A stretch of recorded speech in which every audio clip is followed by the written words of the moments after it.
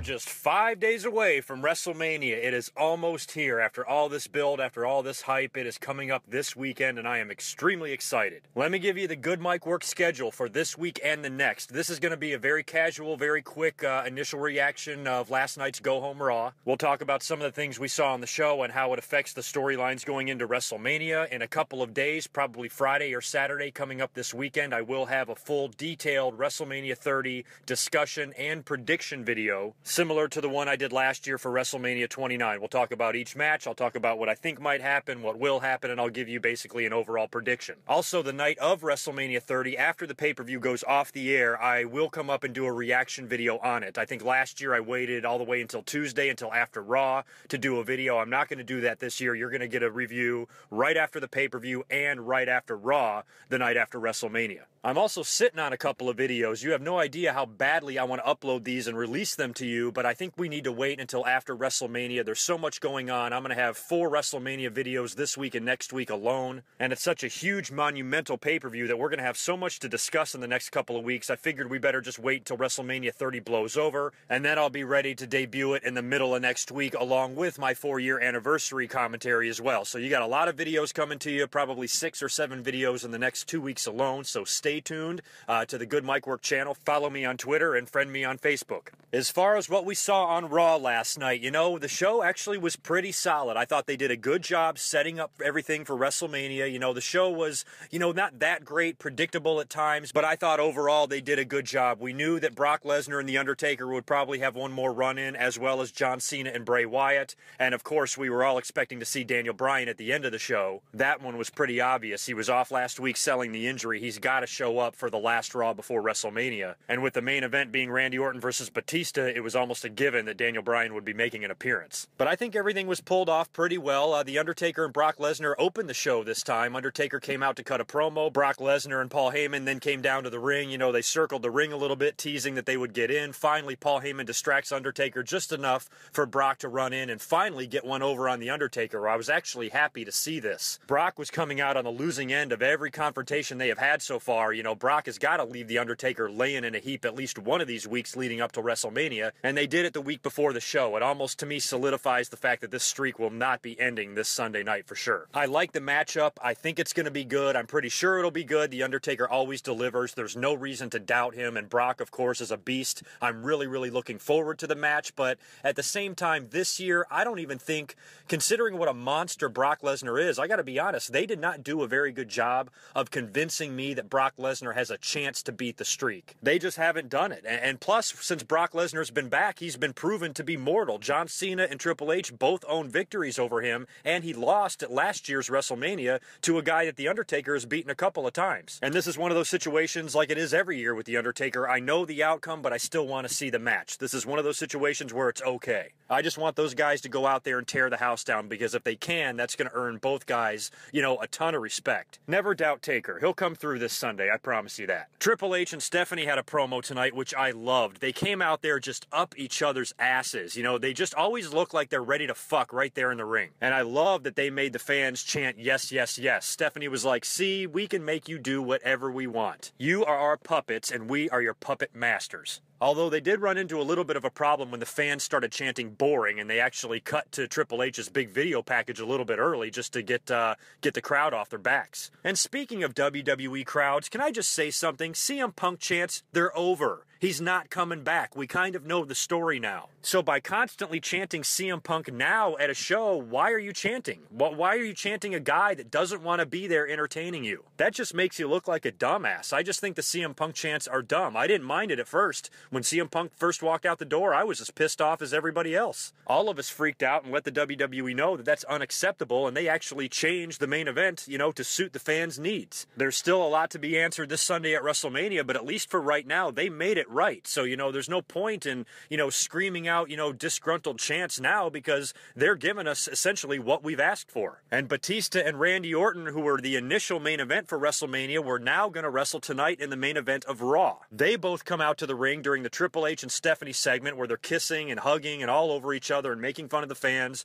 Randy Orton and Batista and Triple H, all of them argue. Batista calls out Triple H for never being able to beat him. And Triple H is so unbelievably arrogant. To him, him, it's not even a matter of if he's going to beat Daniel Bryan. It's going to be a matter of how badly. He has already considered himself the third man in the triple threat match main event at WrestleMania 30. This is very unlike his last few WrestleMania matches where it's been so intense and so high drama, and he knows that he's up against, an equal, if not superior wrestling machine than him, and he's taking his matches very, very seriously. On camera this time around, it's like he's blowing Daniel Bryan off. And I think that's just another way to get under the fans' skin. There's so many people that just give Triple H so much shit. I've talked about this in the last few commentaries, and I really don't believe I'm going to be putting my foot in my mouth. If I did, I wouldn't be saying this. But, Triple H is going to put Daniel Bryan over at WrestleMania. The story can't go any other way. I've had so many people say, oh, wait until Triple H just buries Daniel Bryan in the first match. Do you really think that's going to happen? They're going to go through all of this,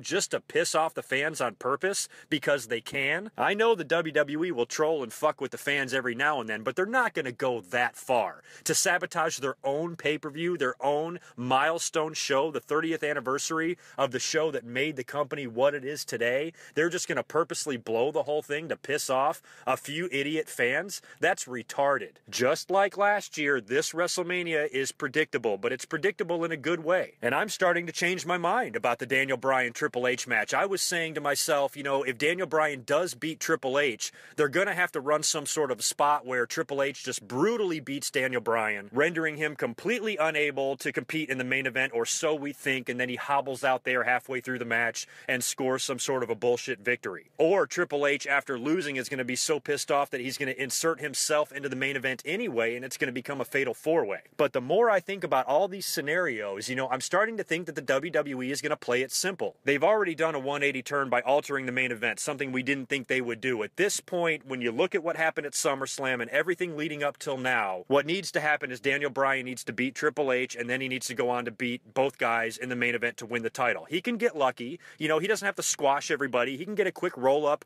or a quick pin or a bullshit victory on Triple H or a miscue between Orton and Batista that causes Daniel Bryan to win the title. I'm not saying some luck is not going to be involved. I know Daniel Bryan's not going to squash these guys, but, I don't think, they're going to go that elaborate with the storyline. They could surprise us, but last year I was saying, John Cena and The Rock, we know John Cena's going to win. I'm sorry. There was no way The Rock was going to beat John Cena twice. A guy that hasn't wrestled in 8 years, that comes back and wrestles once, twice a year, is not going to beat the WWE's poster boy at 2 consecutive WrestleManias. Impossible. So my beef with the WWE last year was fine. Cena's got to win. We get it. No problem. But please do something to make it interesting. How about a Cena heel turn? How about some sort of swerve or something happening in the match that we did not see coming that makes the John Cena victory a little bit more interesting and a little bit less distasteful? I mean, the fans freaked out. Remember last year? My God. I mean, I had people blaming me, for the fucking main event. The night of WrestleMania 29, I had a few dozen messages in my YouTube inbox from people saying, I hope you're happy, good mic work, basically acting as if I was the one that booked the fucking show. So this year we're in the same boat. There's a little bit different of a twist on it because 2 matches are taking place. Daniel Bryan still has to win 1 match to get to the next,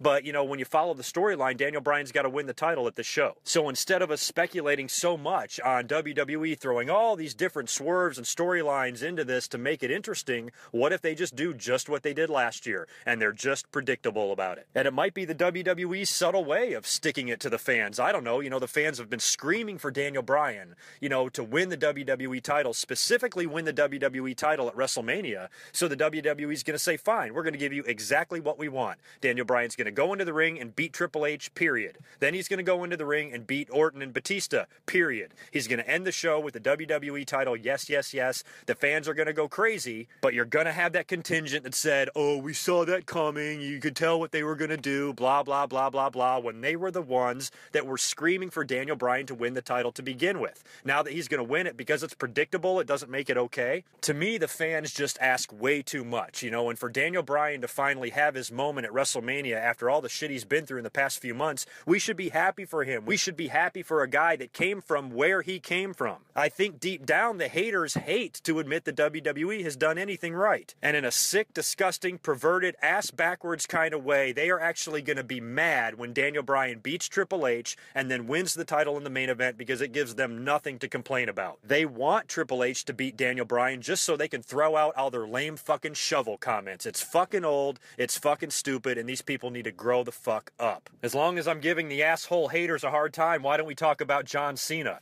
Just like Brock Lesnar, Cena needed to get one over on the Wyatt family tonight. And he did. I thought it was a brilliant segment. However, I think the announcers play it a little bit too dumb, and I'm surprised that Bray Wyatt sat there and stared at John Cena for as long as he did before they attacked him. You had to know you weren't going to have Raw without John Cena, so when Bray Wyatt had his match with R-Truth, you knew John Cena was going to do a run-in or something. So after the match, when the Wyatts are doing their creepy little pose there, and the fourth guy comes up with the goat mask on, you knew right away that was John Cena. The announcers should have known it too. I think Cole or JBL or one of them was like, oh, is that a new Wyatt family member? No, dumbasses, it's fucking John Cena. Who the hell is feuding with Bray Wyatt? John Cena. If anybody is going to jump in that ring, it's going to be John Cena. And as soon as he showed up, the Wyatts should have kicked his ass. They sat there and stared at him, let him take off the mask and throw the first punch. What the fuck is that about? But it's kind of a good thing that John Cena got the last word in the Go Home Raw, because when you look at wrestling angles and storylines, a lot of times the momentum goes up and down,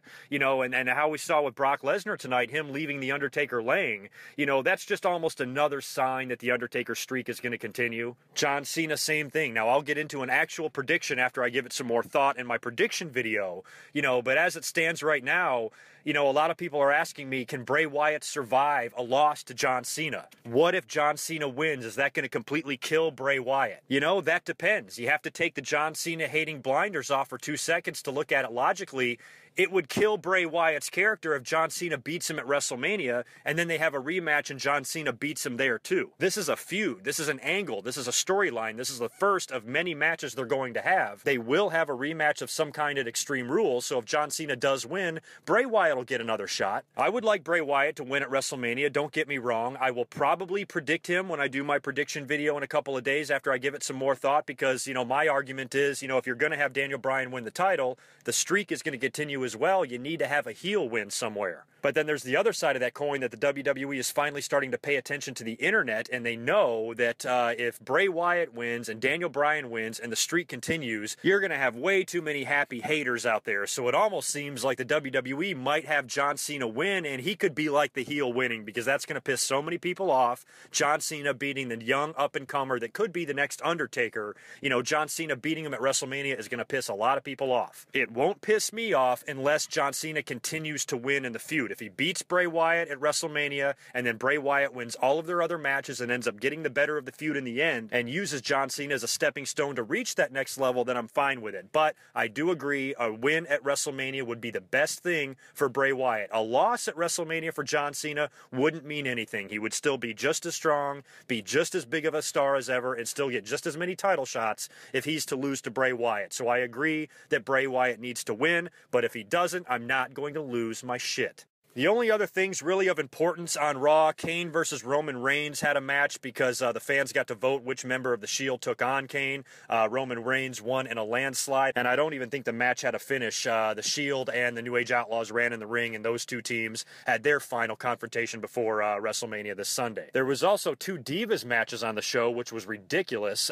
Del Rio actually beat Big E Langston in a non-title match. Cody Rhodes and Goldust, I think, picked up a victory. And the 4 tag teams that are going to be involved in that 4-way match at WrestleMania also had a match on Raw, and that match is going to be on the pre-show apparently, which sucks. I mean, not a big deal, really. I'm not a fan of, multi-man matches like that with so many teams. I'd rather just see a straight-up tag team title defense. That would be nice. But here it is, WrestleMania 30, and neither the tag team titles or the Intercontinental title are going to be defended on the main show. That's fucked up. I was kind of hoping they would go a little bit more old school this year and actually defend the belts. There was also a segment that I like to call Pointless Pit. I was so happy to see Roddy Piper. I was wondering if he was going to be around for WrestleMania. I hope they just didn't bring him in for Raw and nothing else, I hope he sticks around for some of the WrestleMania festivities because he was a huge part of WrestleMania 1, a huge part. Roddy Piper needs to be there. Roddy Piper needs to make an appearance. If Hulk Hogan is there, if Mr. T is going to be there, Roddy Piper damn sure needs to be there because his Piper's Pit on Raw was stupid. He didn't even get a word in. As soon as he's out there,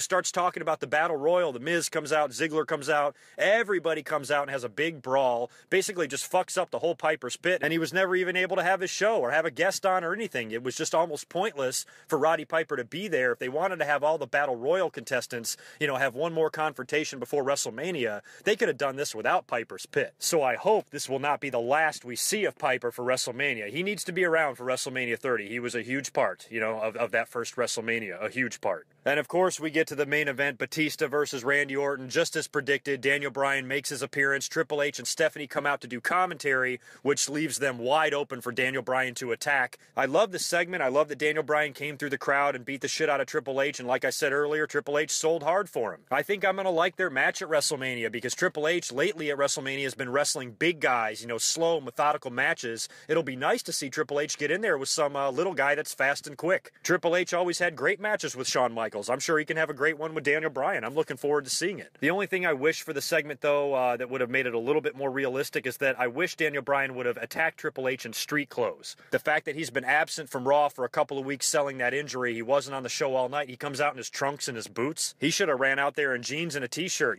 maybe a roll of quarters in his hand or some sort of a weapon to beat down Triple H, and try to get some of his revenge. But that's a minor gripe. It was good to see Daniel Bryan back on Raw and good to see him finally get his hands on Triple H, and I'm ready for WrestleMania. It's going to be good. So that's about it for tonight. Like I said, this weekend I'll be uploading my WrestleMania discussion and prediction video. The Hall of Fame is also this Saturday night live in its entirety on the network. I will not be home to see it live, but hopefully it will still remain on the network after it plays and I can watch it later. I plan on having WrestleMania Sunday all to myself. I'll be watching everything the WWE has up on the network, all their pregame and all their pre-show stuff on WrestleMania. I'll have Twitter and Facebook pulled up the whole time, so feel free to chat with me. It should be a really fun day. You'll get my reaction video immediately following the pay-per-view, and you will also get a reaction video immediately following Raw. And then about 3 days after that, you're going to get 3 more videos out of me, including the first 2 installments of my brand new channel segment. So it's going to be a fun and busy couple of weeks. I'll catch you in a couple days for WrestleMania 30 predictions. Until then, peace.